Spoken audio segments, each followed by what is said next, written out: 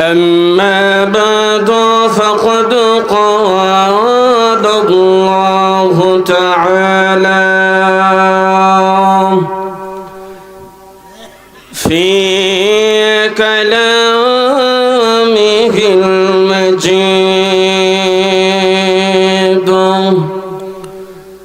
وفي فرقانه الحميد. أعوذ بالله من الشيطان الرجيم. بسم الله الرحمن الرحيم. كل نفس ذائقة الموت وإنما توفون أجوركم يوم القيامة إلى آخر الآية. عن أبي هريرة رضي الله تعالى عنه قال رسول الله صلى الله عليه وسلم: أكثروا ذكر هذه من لذات الموت. رواه النسائي. صدق الله العظيم. محبت الشهيد درود إبراهيم পাঠ করে اللهم صل على سيدنا ومولانا محمد وعلى آله وأصحابه وسلم. নবীজির উপর দুরূদ পাঠ করতে আপনাদের কোনো আপত্তি আছে? আল্লাহর রাসূল বলেন, মান সাল্লা আলাইয়া ওয়াহিদাতান সাল্লাল্লাহু আলাইহি আশরা। যে ব্যক্তি আমি বিশ্ব নবীর উপর দুরূদ পাঠ করবে, মহান আল্লাহ তাকে 10টি রহমত প্রেরণ করবেন। তাহলে সকলে জবান খুলে পড়ি, সাল্লাল্লাহু আলা সাইয়্যিদিনা ওয়া মাওলানা মুহাম্মদ ওয়া আলা আলিহি وأصحابه وسلم. مثال محمد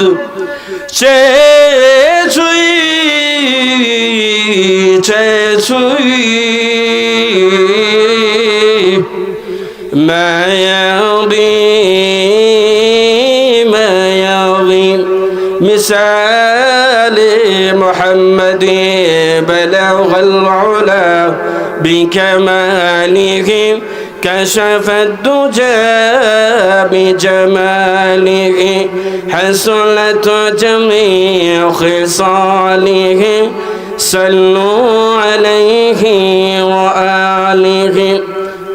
साहिल से लगा दे मुझे इश्कों का सफीना, साहिल से लगा दे मुझे इश्कों का सफीना, आँखों से देखा दे इलाही मक्का मदीना, आँखों से देखा दे इलाही मक्का मदीना. ऐ ख़त्म रसूल फ़ख्र उमम शाह मदीना, ऐ ख़त्म रसूल फ़ख्र उमम शाह मदीना, दिखला दे मुझे मंज़र गुलज़ार मदीना, दिखला दे मुझे मंज़र गुलज़ार मदीना. ज़ोरे बोली अल्लाहु अकबर, आरो ज़ोरे बोले अल्लाहु अकबर. لحياة قابل احترام معزز مكرم علماء کرام লালনগর ইসলামী যুব সমাজ কল্যাণ সংস্থার উদ্যোগে আজকের বার্ষিক ইসলামী মহাসম্মেলনের অত্যন্ত শ্রদ্ধেয়ভাজন সভাপতি মাহফিলে উপবিষ্ট সাদা দাড়িওয়ালা মুরব্বী বাবারা, প্রাণপ্রিয় ছাত্র ভাইয়েরা, বাড়িঘরে অবস্থানরত শ্রদ্ধেয় পর্দানিশীন মা ও বোনেরা, সর্বপ্রথমে সেই মহান আল্লাহ রব্বুল আলামিনের আলিশান দরবারে লাখো কোটি শুকরিয়া আদায় করছি, যেই মহান সত্তা আমাকে এবং আপনাকে হাজারো কাজ থেকে যাচাই বাছাই করে ফারিক করে এই মজলিসে আসার এবং বসার সুযোগ দান করেছেন। এজন্য কালিমাতু শুকরিয়া আদায় করি, বলি আলহামদুলিল্লাহ। আপনারা যে কয়েকজন আছেন, সামান্য সময় বয়ান করব। যেগুলো বলার দরকার, সুবহানাল্লাহ, আলহামদুলিল্লাহ, আল্লাহু আকবার বলার দরকার, আপনারা বলতে রাজি আছেন তো? কারণ শ্রোতা যদি সাড়া দেয় তাহলে বক্তা যেটা মুতালা করে আসে নাই ওইটাও কিন্তু বের হয়ে যায়, এই শ্রোতার সাড়া দেওয়ার কারণে, কথা বলার কারণে। তাহলে আপনারা আমার সাথে কথা বলবেন ঠিক বেঠিক যেটা দরকার। তো শুকরিয়া আদায় করলে কি লাভ হয়? মহান আল্লাহ সূরা ইব্রাহিমের মধ্যে আল্লাহ বলেন, লা শাকারতুম লাযীদান্নাকুম ওয়া লা কাফারতুম ইল্লা আযাবি লাশাদীদ। আল্লাহ বলেন, লাইন শাকারতুম, যদি তুমি নিয়ামতের শুকরিয়া আদায় করো, লাযীদান্নাকুম। এখানে নুন তাকিদ এনেছেন, আর নুন তাকিদ আরবি গ্রামারে আনা হয় কোনো একটা ক্রতাকে দৃঢ়তা অবশ্যই বোঝানোর জন্য তাকিদ দিয়েছে। যেহেতু তুমি লাইন শাকারতুম, যদি নিয়ামতের শুকরিয়া আদায় করো, লাযীদান্নাকুম, আমি আল্লাহ নিয়ামতটাকে বৃদ্ধি করে দেব। ওয়ালাইন কাফারতুম, আর যদি তুমি অকৃতজ্ঞ হও, কুফরি করো, জেনে রাখো আমার আযাব বড় কঠোর। এরপরে আল্লাহ বলেন, ইল্লা আযাবি লাশাদীদ।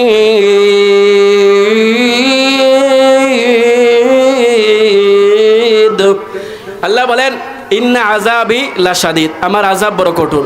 প্রত্যেকটি নিয়ামত সম্পর্কে তুমি জিজ্ঞাসিত হবে। আল্লাহ সূরা তাকাসুরের মধ্যে আল্লাহ বলেন, সুম্মা লাতুসআলুন্না ইয়াওমাইযিন আনিল নাঈম।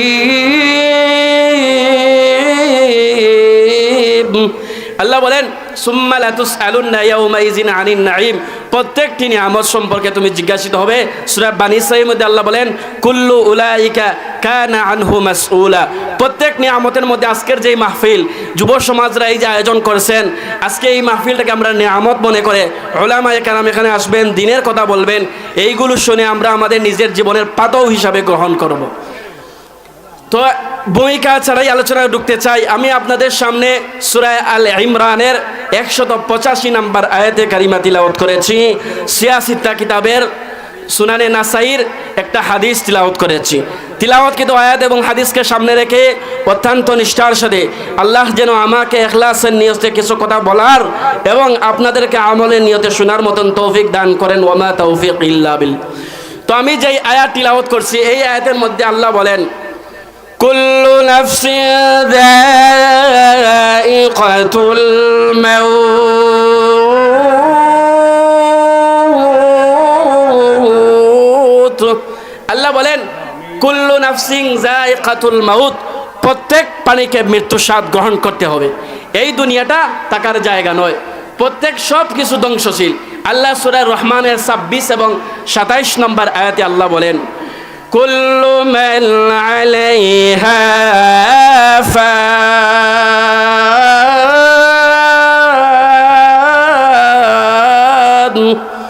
ওয়া ইয়াবকা ওয়াজহু রাব্বিকা যুল জালালি ওয়াল ইকরাম।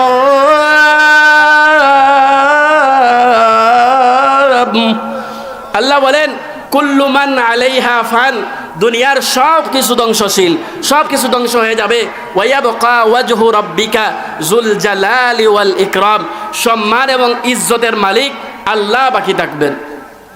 আল্লাহ তার নবীজিকে জানাইয়া দেন, ওগো নবীজি আপনি আপনার উম্মতদেরকে জানাইয়া দিন, কুল ইন্না সালাতি ওয়া নুসুকি ওয়া মাহইয়ায়া ওয়া মামাতি ومماتي لله رب العالمين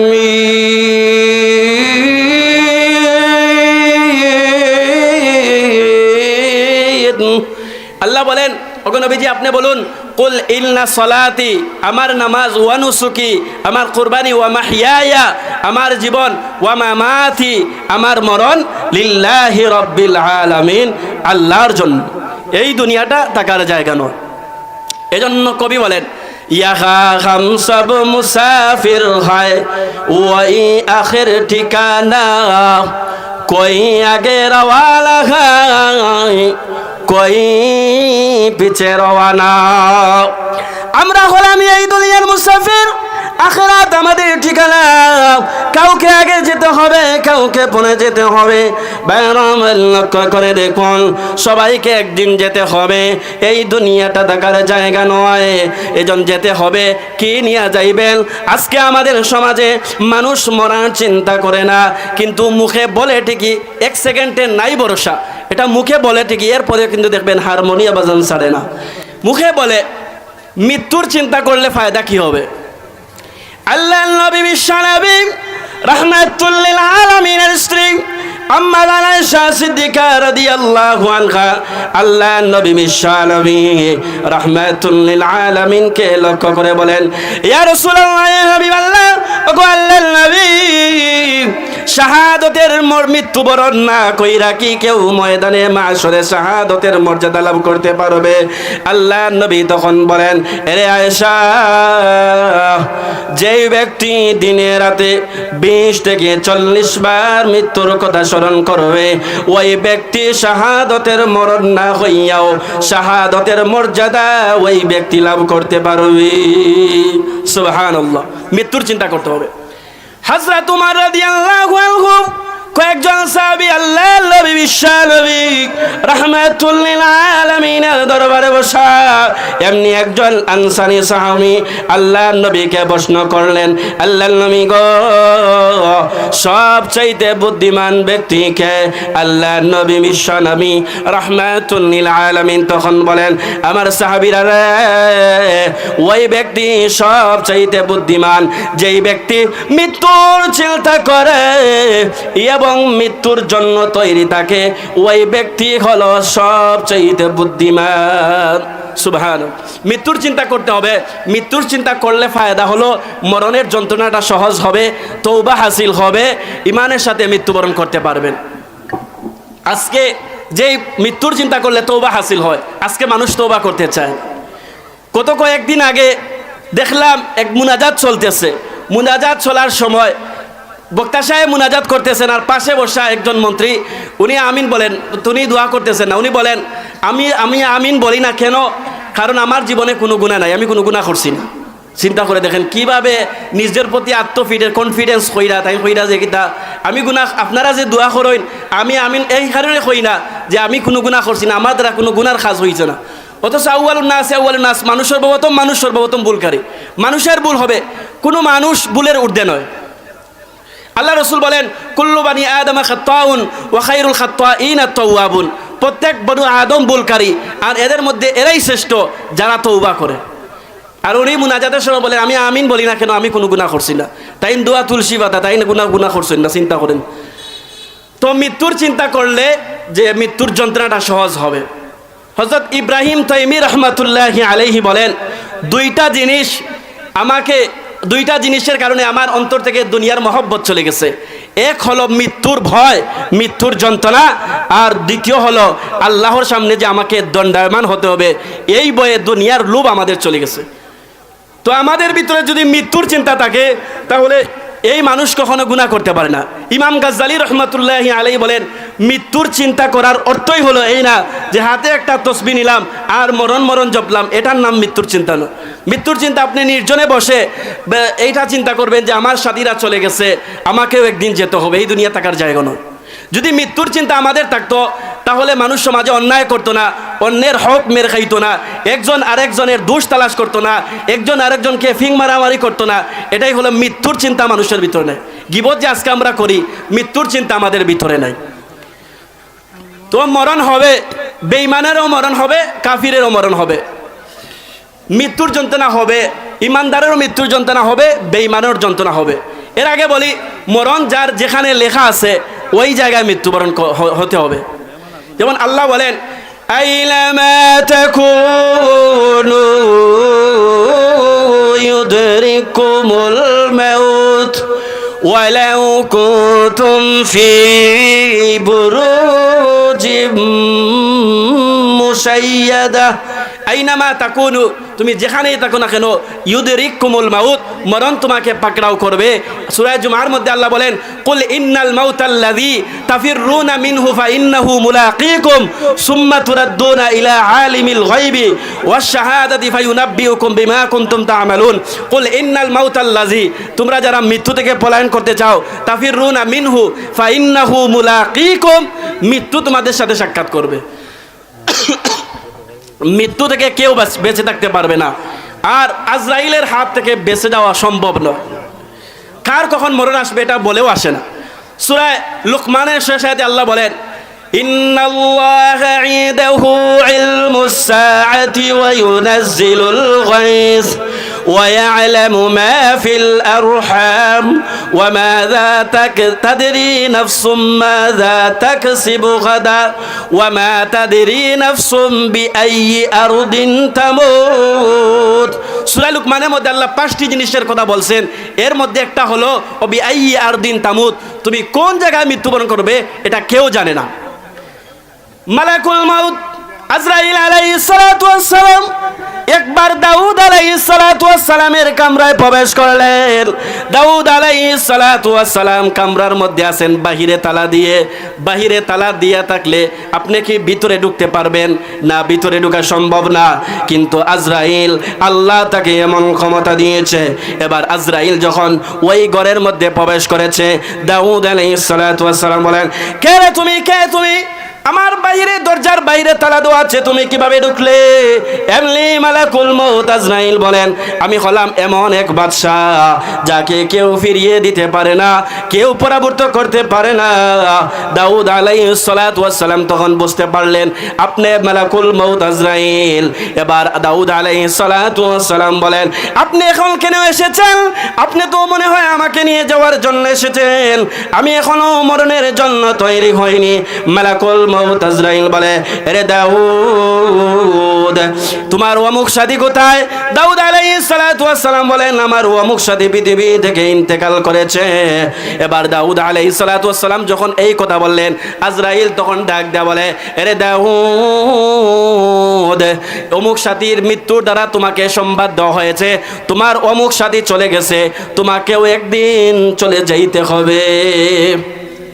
তো আজরাইল কাউকে বলে আসবে না, যার যেখানে মরণ লেখা আছে ঠিক সেই জায়গায় মৃত্যুবরণ করবে। হযরত সুলাইমান আলাইহিস সালাতু ওয়াস সালামের দরবারে এক যুবক বসা। এমন সময় মালাকুল মউত আজরাইল যখন আসলেন, ওই যুবক মালাক, কারণ যেই ব্যক্তি মারা যায় ওই ব্যক্তি কিন্তু আজরাইলকে দেখে, আজরাইলকে চেনে। এবার যখন ওই যুবক সুলাইমান আলাইহিস সালাতু ওয়াস সালামের দরবারে বসা, আর যখন দেখে আজরাইল আলাইহিস সালাতু ওয়াস সালাম আসছেন, উকি দিছেন, সাথে সাথে ওই যুবক সুলাইমান আলাইহিস সালাতু ওয়াস সালামকে বলতেছে, ওগো আল্লাহর পয়গম্বর, আপনার কথা তো বাতাস শুনে, বাতাস আপনার কথা শুনে, আপনি বাতাসকে অনুমতি দিন আমাকে যেন সোমনাথ মন্দিরে নিয়ে পৌঁছাইয়া দে। এবার মালাকুল মউত চলে গেলেন, আর ওইদিকে বাদশা যখন এইদিকে এই বাচ্চা, এই যুবক যখন এই কথা বাদশার কানে বলল, সুলাইমান বলেন, কি হয়েছে, তুমি এমন করতেছে কেন? যুবক তখন ডাক দেয়া বলে, আমি এক বিরাট আকৃতির মানুষকে দেখেছি, এমন ভয়ঙ্কর মানুষকে আর কোনোদিন দেখি নাই, আমাকে আপনি পাঠিয়ে দিন, আমি ওইখানে চলে যাই। এবার যখন ওই যুবক যখন সুলাইমান আলাইহিস সালাতু ওয়াস সালাম বাতাসকে আদেশ করলেন, আদেশ করার পর যখন ওই যুবককে যখন বাতাস সোমনাথ মন্দিরের মধ্যে পৌঁছে দিয়েছে, মালাকুল মউত আজরাইল সেখানে উপস্থিত হইয়া দেরি করে নাই, আল্লাহর প্রশংসা করিয়া তার রূহটাকে কবজ করে নিয়ে চলে আসতেছেন। আসার পথে আবার সুলাইমান আলাইহিস সালাতু ওয়াস সালামের দরবারের মধ্যে উপস্থিত হলেন। এবার সুলাইমান আলাইহিস সালাতু ওয়াস সালাম বলেন, ও আজরাইল, তুমি কোথা থেকে আসছো? আর এই যুবকটা এই যে কথা বললো, কেন বললো? তখন আজরাইল বলেন, ওগো আল্লাহর পয়গম্বর, মহান আল্লাহ আমাকে হুকুম করেছেন ওই প্রাচীন মন্দির থেকে তার রূহটা কবজ করার জন্য। আমি যখন এখানে আসিয়া দেখলাম, আমি বিস্মিত হয়ে গেলাম, আমি আশ্চর্য হয়ে গেলাম। তার রূহটা কবজ করব সোমনাথ মন্দির থেকে, আর সে এখানে বসে আছে। সাথে সাথে আল্লাহ তাআলা হুকুম দিয়ে দিলেন সেখানে পৌঁছার জন্য। সে যখন সেই জায়গার মধ্যে বসলো, আমি তার রূহটা কবজ করে নিয়ে আসলাম। এখন লক্ষ্য করে দেখুন, যার যেখানে মরণ লেখা আছে ওই জায়গার মধ্যে তার মরণ হবে। তো মরণের জন্য সব সময় তৈরি থাকতে হবে। আমরা আজকে যারা মানুষ এই মূর্তির সামনে মাথা নত করি, এই মূর্তিটা কখনো খোদা হতে পারে না, এগুলো মুর্দা। যেমন আল্লাহ আয়াতে বলেন, আমওয়াতুল গায়রু আহইয়া,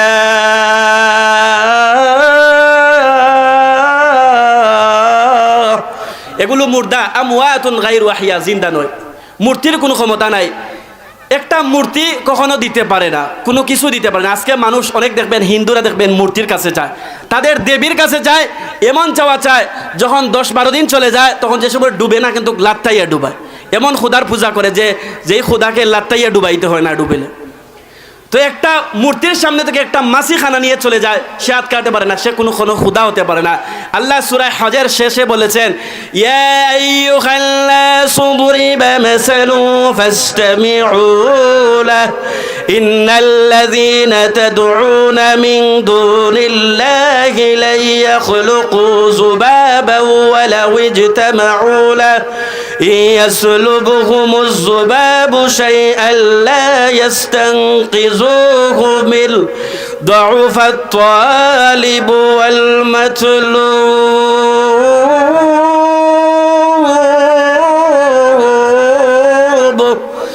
আল্লাহ বলেন, ইয়া আইয়ুহান নাস, হে মানুষ সকল, দুরিবা মাসালুন ফাসতামিউ লাহু, একটা মাসির দৃষ্টান্ত পেশ করেছি, মনোযোগ সহকারে শ্রবণ করো।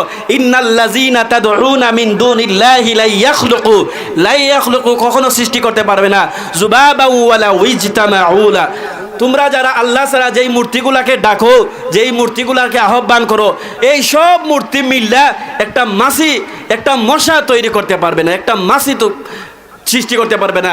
লা ইয়াখলুকু যুবাবান ওয়ালা ইজতামাউ লাহু ইয়াসলুবহুমুজ যুবাবু শাইআন লা ইয়াস্তানকিযুহু মিন, তাদের সামনে থেকে যখন একটা মাছি খানা নিয়ে চলে যায়, লা ইয়াস্তানকিযুহু মিন, সে দুর্বল, সে কিছু করতে পারে না। দুআফাত তালিবু ওয়াল মাতলুব, যে তার অনুসরণ করে, যে তাকে ডাকে, সেও দুর্বল, আর যার ইবাদত করে মানে মূর্তিটা, খোদাটা, এটাও দুর্বল। কোনো বিবেকবান মানুষ কখনো মূর্তির সামনে মাথা নত করতে পারেন। আজকে মানুষ শাহজালালের দরবারে যায়, শাহজালালের দরবারে গিয়ে মাথা নত করে, অথচ মাথা নত করা, আল্লাহ রসুল বলেন, যদি মাথা নত করা যায় যেত, আমি স্ত্রীকে বলতাম তার স্বামীর পায়ে যেন সে সিজদা করে। তো আজকে মানুষ মূর্তির সামনে গিয়ে শাহজালাল দরবারে যায়, সেখানে গিয়ে সন্তান চায়। সন্তান দেওয়ার মালিক হলেন আল্লাহ। যেমন আল্লাহ বলেন, লিল্লাহি মুলকুস সামাওয়াতি ওয়াল আরদ ইয়াখলুকু মা ইয়াশা ইয়াহাবু লিমান ইয়াশাউ ইনাসা ওয়া ইয়াহাবু লিমান ইয়াশাউ যুকুর।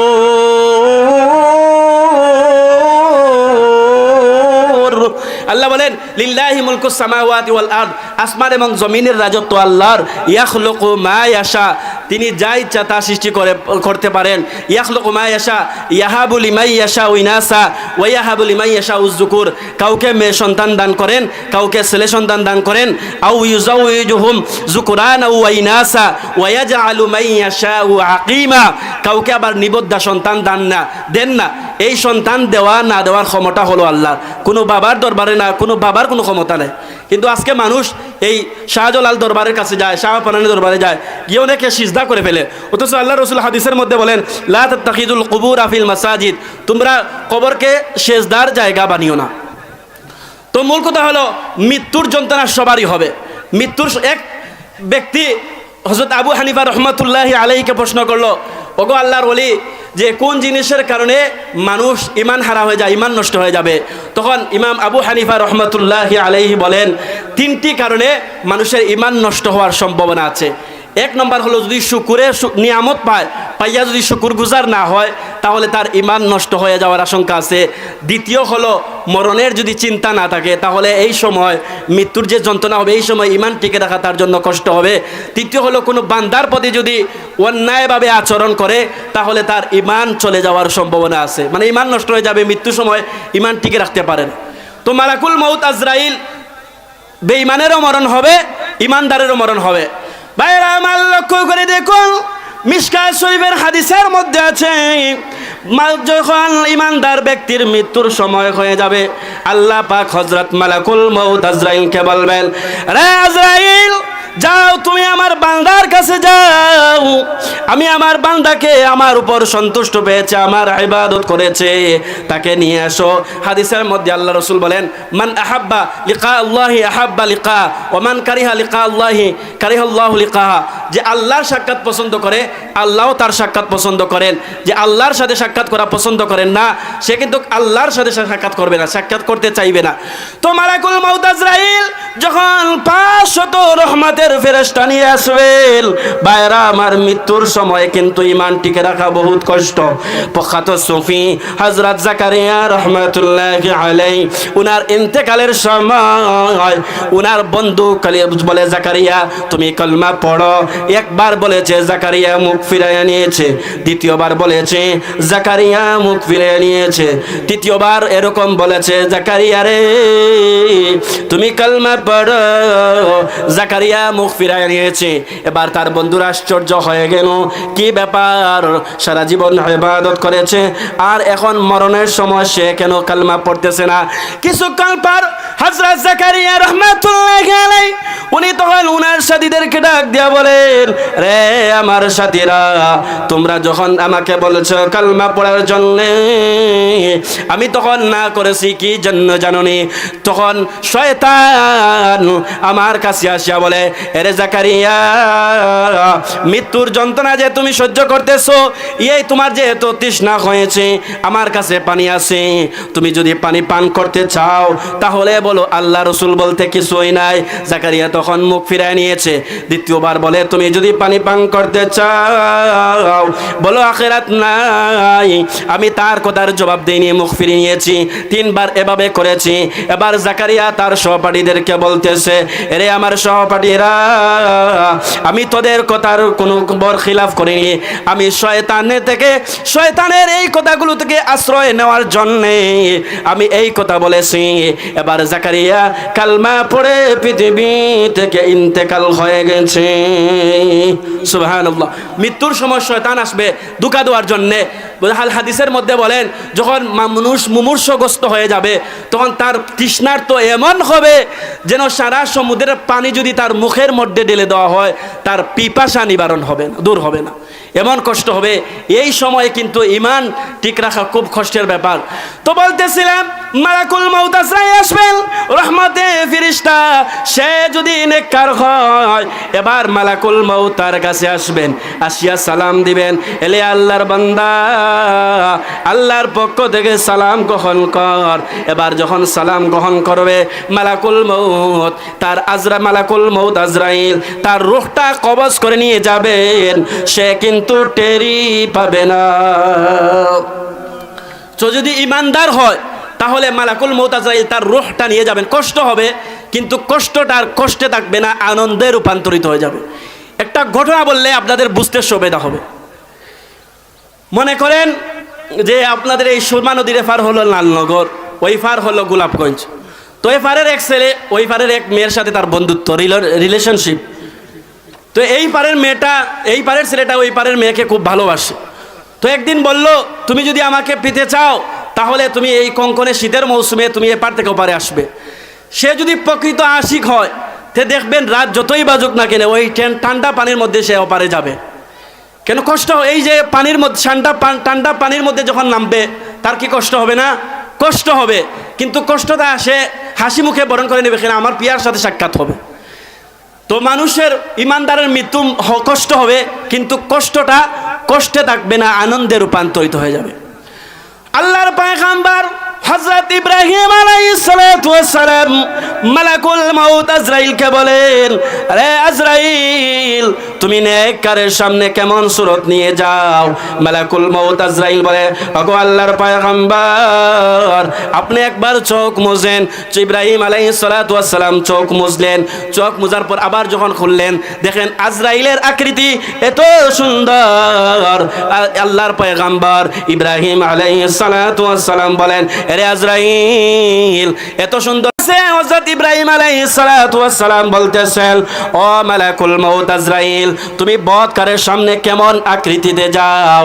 এবার যখন মালাকুল মউত আজরাইল বলে, ওগো আল্লাহর পয়গম্বর, আমি কেমন আকৃতিতে যাই, আপনি দেখলে তা সহ্য করতে পারবেন না। মালাকুল মউত আজরাইল এই কথা বলার পর ইব্রাহিম বলেন, আপনি দেখা, আমি তা সহ্য করতে পারবো। এবার মালাকুল মউত আজরাইল আল্লাহর হাবিব, আল্লাহর নবী হযরত ইব্রাহিম আলাইহিস সালাতু ওয়াস সালামকে বলতেছেন, আপনি চোখ মুজেন। চোখ মুজার পর যখন চোখ খুললেন, মালাকুল মউত আজরাইল এত বিরাট আকৃতির রূপ ধারণ করেছে। মালাকুল মউত আজরাইলকে দেখা ইব্রাহিম আলাইহিস সালাতু ওয়াস সালাম হুশ হারাইয়া ফেলছেন। বদকারের সামনে কেমন হবে? তখন ইব্রাহিম আলাইহিস সালাম বলেন, রে আজরাইল, তুমি যদি কোনো মৃত ব্যক্তির সামনে যাও, বদকারের সামনে যাও, সে তোমার এই চেহারা দেখা সে ভীত সন্তুষ্ট হয়ে যাবে, সে ডরাইয়া যাবে যে তোমার এই আকৃতি। তো মালাকুল মউত আজরাইল যদি নেককার হয়, তাহলে 500 রহমতের ফেরেশতা আসবে। আরেক বর্ণনায় আছে, যখন মালাকুল মউত আজরাইল মুমিনের সামনে 500 রহমতের ফেরেশতা নিয়ে আসবে, এই দৃশ্য দেখা ইবলিস তখন চিৎকার করবে, তার শিষ্যদেরকে বলবে, রে আমার শিষ্যরা, সে এই ব্যক্তি এই মর্যাদা কিভাবে লাভ করলো? তোমরা কি তাকে দুকায় ফেলতে পারোনি? তখন তার শিষ্যরা, তার সৈন্যরা এবার শয়তানকে বলবে, ওগো আমাদের উস্তাদ, আমরা এই ব্যক্তিকে গুনার কাজে লিপ্ত করেছিলাম ঠিকই, অনেক দুকা দিয়েছিলাম, সে কিন্তু তার রবের উপর সে কিন্তু অটল থেকেছে, আল্লাহকে রব মেনে জেনেছে, আল্লাহর বিধান পালন করেছে। এবার যখন এই দৃশ্য দেখা রহমতের ফিরিস্তা যখন তার কাছে আসবে, সালাম দিবেন, এই দৃশ্য দেখা শয়তানও হতভম্ব হয়ে যাবে। যারা আল্লাহর গোলামি করবে, আল্লাহর দাসত্ব পালন করবে, নামাজ রোজা করবে, তাদের মরণটা আনন্দের হবে। যেমন আল্লাহ বলেন, ইন্নাল্লাযীনা ক্বালু রাব্বুনাল্লাহ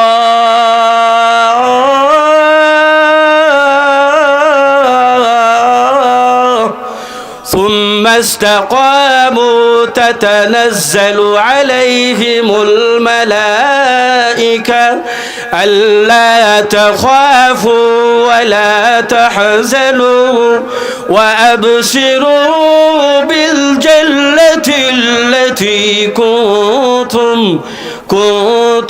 তুআদুন।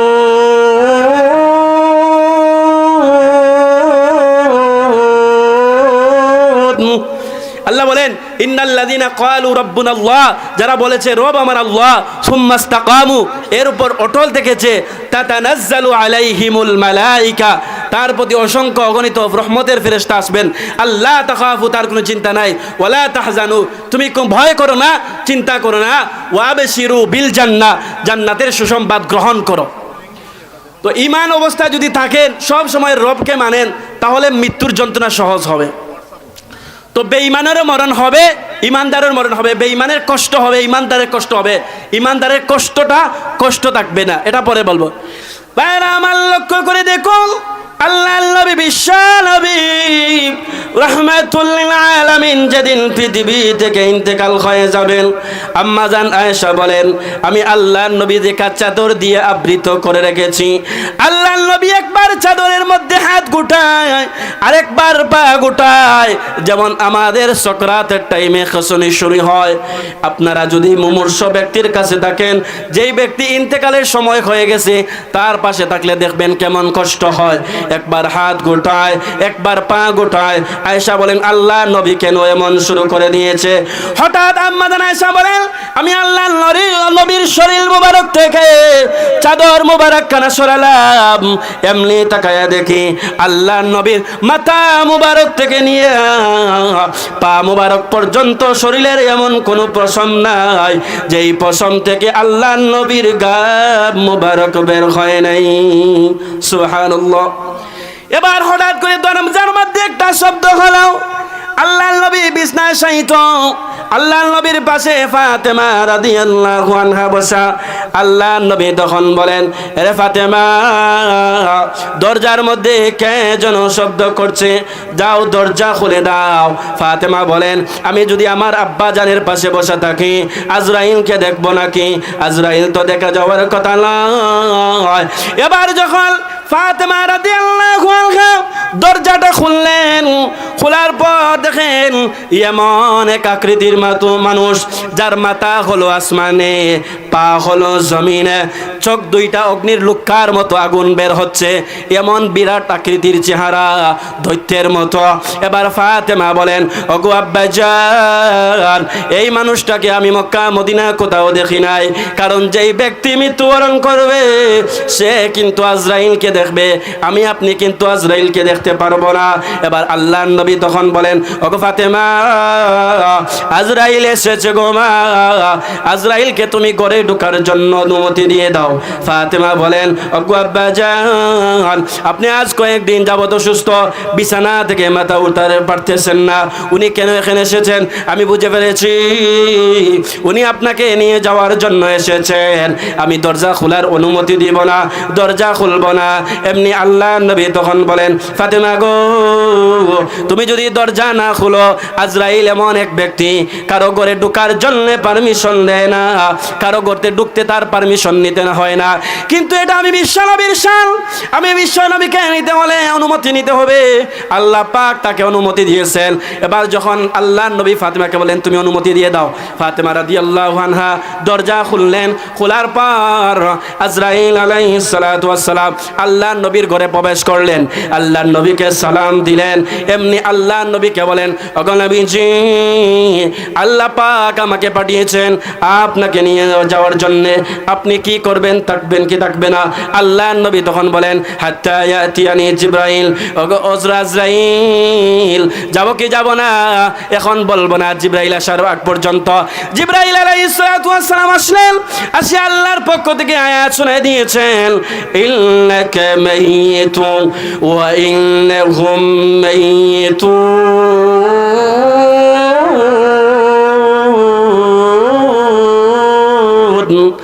আল্লাহর পক্ষ থেকে যখন জিবরাইল আলাইহিস সালাতু ওয়াস সালাম এই আয়াত শুনিয়ে দিয়েছেন, আল্লাহ নবী তখন বুঝতে পারলেন জিবরাইল আমাকে চলে যাওয়ার জন্য বলছেন। আল্লাহর নবী কান্না শুরু করে দিয়েছেন। জিবরাইল আলাইহিস সালাতু ওয়াস সালাম আল্লাহর নবীকে বলেন, ওগো নবীজি, আপনি কেন কাঁদেন? আপনি কি হাসান হুসাইনের জন্য কাঁদেন? আল্লাহর নবী তখন বলেন, না, আমি হাসান হুসাইনের জন্য কাঁদি না। এবার জিবরাইল আলাইহিস সালাতু ওয়াস সালাম আল্লাহর নবীকে বলেন, ওগো নবীজি, আল্লাহ তাআলা হাসান হুসাইনকে জান্নাতের যুবকের সর্দার বানিয়ে দিয়েছেন। আল্লাহর নবী কান্না বন্ধ করেন না, আল্লাহর নবী কান্না করেন। এবার জিবরাইল বলেন, ওগো নবীজি, আপনি কি ফাতেমার জন্য কাঁদেন? আল্লাহর নবী বলেন, না, ফাতেমার জন্য কাঁদি না। জিবরাইল আলাইহিস সালাতু ওয়াস সালাম বলেন, ওগো নবীজি, আল্লাহ ফাতেমাকে জান্নাতের মহিলাদের সর্দারনি বানিয়ে দিয়েছেন। আল্লাহর নবী কান্না বন্ধ করে না। এবার জিবরাইল আলাইহিস সালাতু ওয়াস সালাম বলেন, আপনি কার জন্য কাঁদেন? আল্লাহর নবী তখন বলেন, এরে জিবরাইল, এতদিন আল্লাহ পাক আমাকে আয়াতের মধ্যে জানিয়ে দিয়েছেন, মা কানাল্লাহু লিউআযযিবাহুম ওয়া আনতা ফীহিম। ওগো নবীজি, আপনি যেখানে আছেন আমি আল্লাহ আপনার উম্মতকে গুনার কারণে ধ্বংস করব না। এখন যেহেতু আপনি চলে যাচ্ছেন, আপনার উম্মতকে আমি ধ্বংস করব। আল্লাহর নবী বলেন, রে জিবরাইল, আল্লাহ তাআলা এতদিন আমাকে জানিয়ে দিয়েছেন আমি যতক্ষণ আছি আমার উম্মতকে উনি ধ্বংস করবেন না। এখন আমি নবী যে চলে যাচ্ছি, আমি নবী চলে যাওয়ার কারণে আমার উম্মত যদি গুনাহ করে, আমার উম্মতের গুনার কারণে আল্লাহ তাদেরকে শাস্তি দিবেন। ভাইরা আমার, লক্ষ্য করে দেখুন, মৃত্যুর সময় নবীজি কার চিন্তা করছে? নিজের সন্তানের না উম্মতের চিন্তা করছে। কিন্তু আজকে নবীর এমন আশিক, মুখে দাবি করে আশিক, কিন্তু কাজে কর্মে আমাদের নবীজির চরিত্র নাই। এই যে 12ই রবিউল আউয়াল যখন আসে, নবীজি কি করছেন? রবিউল আউয়ালে উনি রোজা রাখছেন। আর আজকে আমাদের সমাজে একদল আশিকে জিলাফিরা, তথাকথিত সুন্নিরা, সুন্নি দাবি করে ঠিকই, কিন্তু সুন্নতের কোনো লেশ মাত্র এদের মধ্যে নাই। আমাদের এই অবস্থা দীক্ষা এক কবি কবিতা বানাইছে, রবিউল আউয়াল মাস আসলে নবী আপনার গুণগান গায়। রবিউল আউয়াল মাস গেলে পরে নবী গো আমরা আপনাকে ভুলে যাই। মিছিল করে, মিটিং করি, জশ্নে জুলুস করি, আরো কত সিন্নি খাই। মিলাদকারীদের চেহারার দিকে তাকাইলে নবী গোদের দাড়ির বংশ বুঝি নাই। কবির এই কবিতার সাথে মিল আছে কিনা? আজকে সমাজে মানুষ আশিকে রসুল দাবি করে ঠিকই, কিন্তু রসুলের আদর্শ কি? রসুল রবিউল আউয়ালের সোমবার দিনে জন্মগ্রহণ করেছেন। আসার বেতাটা যাওয়ার বেতার চেয়ে থাকতো, মানে পৃথিবী থেকে যে আপনি চলে গেছেন এই কষ্টটা থাকতো, কিন্তু তাদের হলো আশাটা তারা গ্রহণ করছে। নবীজি রবিউল আউয়াল মাসে কোনো ইবাদত করে মিছিল করার জন্য বলেননি। সাহাবায়ে কেরাম তো করেননি। সাহাবায়ে কেরাম যেহেতু করেননি, তাহলে এরা এটা কোথায় পাইছে? ইসলামের মধ্যে, ধর্মের মধ্যে কোনো কিছু আবিষ্কার হলো বেদাত। যেমন ওয়াশারুল উমুরি মুহদাসাতুহা ওয়া কুল্লু বিদআতিন দালালা ওয়া কুল্লু বিদআতিন দালালান ফিন্নার। ধর্মের মধ্যে নতুন কিছু আবিষ্কৃত হলো বেদাত, গুমরাহি। আর প্রত্যেক বেদাত বা গুমরাহি হলো পথভ্রষ্টতা। আর যারা পথভ্রষ্ট এরা তাদের স্থান হলো জাহান্নামের মধ্যে। তো আজকে নবীজির আশিক দাবি করে, তো আল্লাহর নবী এইদিকে যাব না, লম্বা ঘটনা। তখন আল্লাহর নবীর কাছে যখন জিবরাইল আলাইহিস সালাতু ওয়াস সালাম এই কথা বললেন, আল্লাহর নবী তখন বুঝতে পারলেন জিবরাইল আমার চলে যাওয়ার সময় হচ্ছে। তখন আজরাইল আল্লাহর নবী বিশ্বনবী রাহমাতুল লিল আলামিনের বুকের মধ্যে হাত রাখছে। আল্লাহর নবী তখন বলেন, আরে আজরাইল, মনে হয় উহুদ পাহাড়টা আমার উপর রেখে দিয়েছো। এবার আজরাইল তখন বলে, আল্লাহর নবী গো, না গো, আমি এত সহজে কারোর রূহ আনি না, আপনার রূহটা আনছি। এবার আজরাইল যখন আল্লাহর নবীর বুক দিয়ে যখন রূহটা নিচ্ছে, আল্লাহর নবী একটা পেয়ালার মধ্যে হাত রাখিয়া দোয়া করতেছেন, আল্লাহুম্মা ইন্নী আউযু বিকা মিন সাকারাতিল মাউত ওয়া আউযু বিকা মিন গামারাতিল মাউত।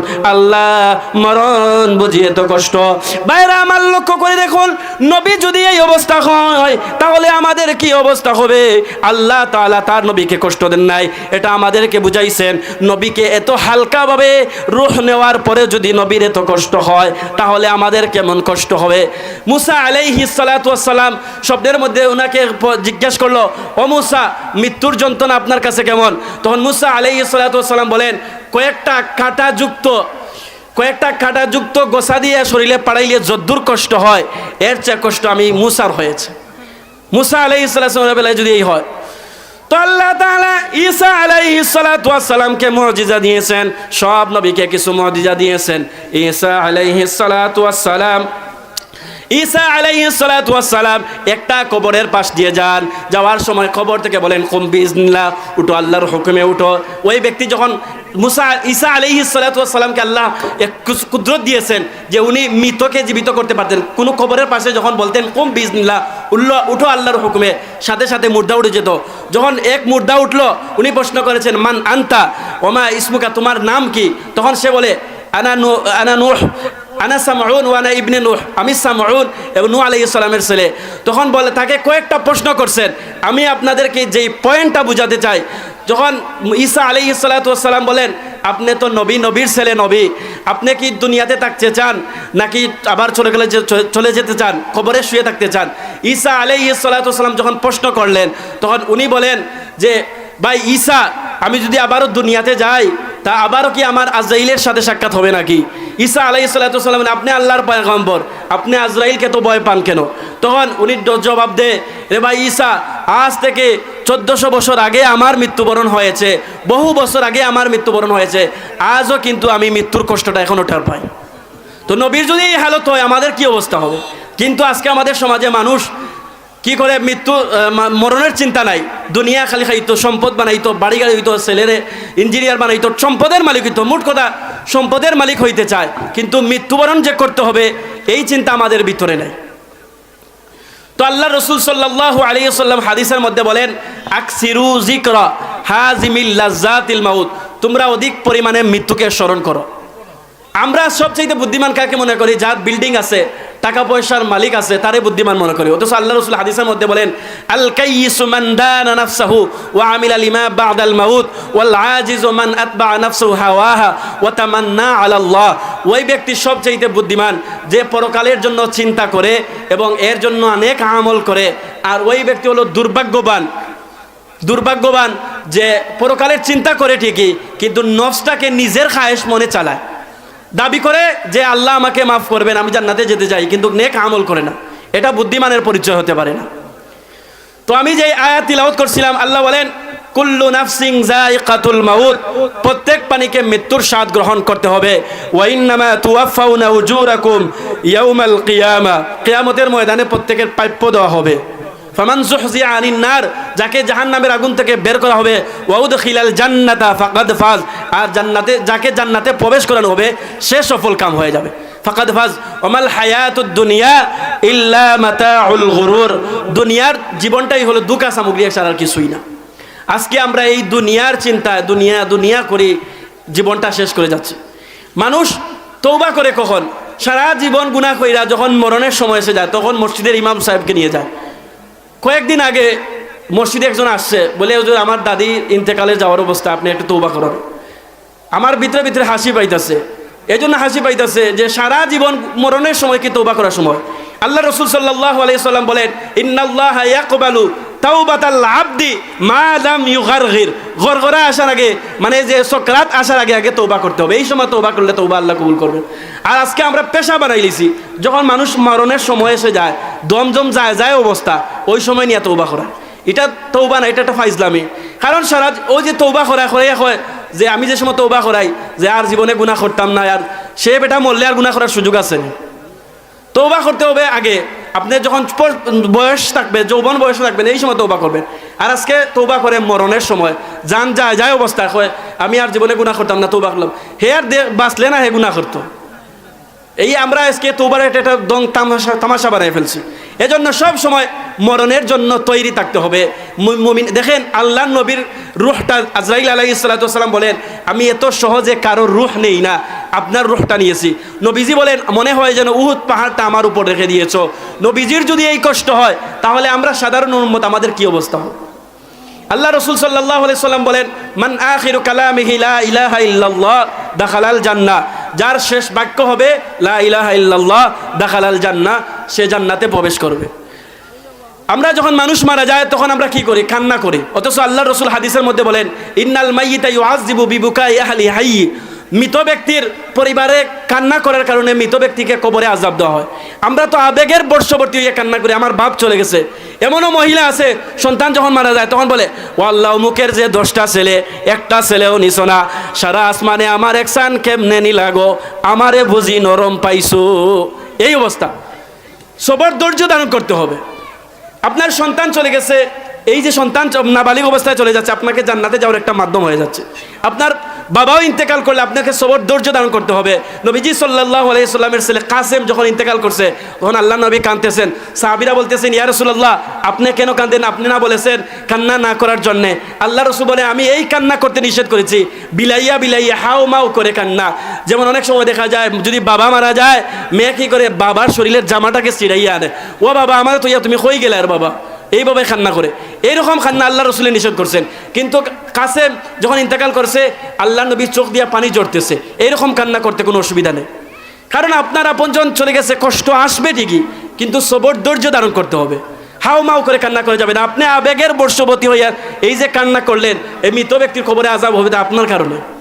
এজন্য প্রত্যেক বাবার উচিত সন্তানকে দিনী শিক্ষা দেওয়া। আপনি যদি এই সন্তানকে দিনী শিক্ষা দেন, আজকে যে হাদিসটা আমি জানলাম, স্কুলে পড়ার কারণে জানছি না, কোরআন শিক্ষা করার কারণে জানছি, কোরআন শিক্ষা করার কারণে জানছি। এজন্য ছেলে সন্তানকে আপনি দিনী তালিম দিতে হবে। দিনী তালিম দিলে কি হবে? এইদিকে আর যাবো না। আপনি ছেলে সন্তানকে যদি দিনী তালিম দেন, মরার সময় যখন সাকরাতের টাইমে আপনার মনে করেন 5 ছেলে আছে, এক ছেলে ইঞ্জিনিয়ার, এক ছেলে ডাক্তার, সব কিছু লই আইব, একজনে লই আইব আফল, একজনে লই আইব কমলা, ডাক্তার ছেলে লই আইব ওষুধ।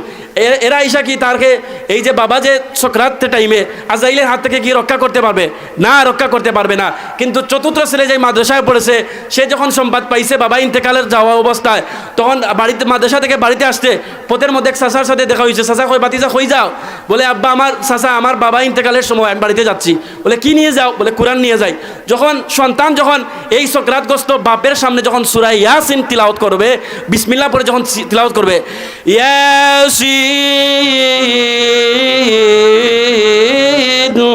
ওয়াল কুরআনিল হাকীম,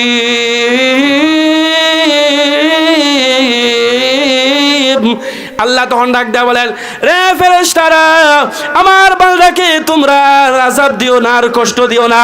আমার বান্দার সামনে যখন আমি আল্লাহর কোরআন তেলাওয়াত সূরা ইয়াসিন তেলাওয়াত করা হয়, আর ওই ব্যক্তিকে আযাব দাও, এটা আমি আল্লাহর জন্য লজ্জা হয়ে যায়।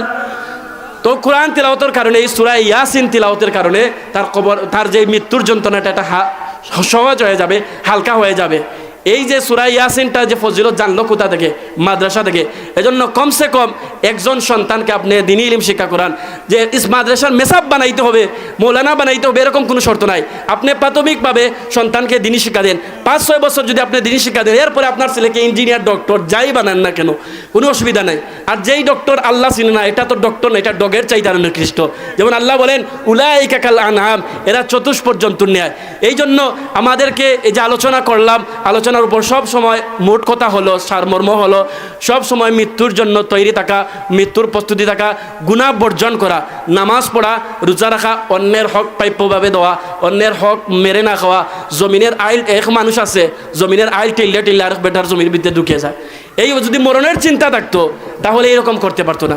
এই যে আলোচনা করলাম, আল্লাহ যেন এই আলোচনার উপর আমল করার তৌফিক দান করেন। আর আমার বাড়ি হলো গোলাপগঞ্জ গুসকাও এলাকার। আমি রেঙ্গা মাদ্রাসায় পড়ালেখা করছি। জোর আগে যে হুজুর বয়ান করছেন নুরুল ইসলাম সাহেব, উনি আমার উস্তাদ। বার্তখালা মাদ্রাসায় আমি পড়ালেখা করছি হিফসে, আর দাওরা দিয়েছি রেঙ্গা মাদ্রাসায়। তো আসলাম, এলাকার সাথে একটা পরিচিত হইলাম, দোয়া নিলাম, কিছু মুজাকরা করলাম। আল্লাহ যেন এই আলোচনার উপর আমাকে আমল করার তৌফিক দান করেন। ওয়া আখির দাওয়ানা আলহামদুলিল্লাহি রাব্বিল আলামিন। আসসালামু আলাইকুম ওয়া রাহমাতুল্লাহ।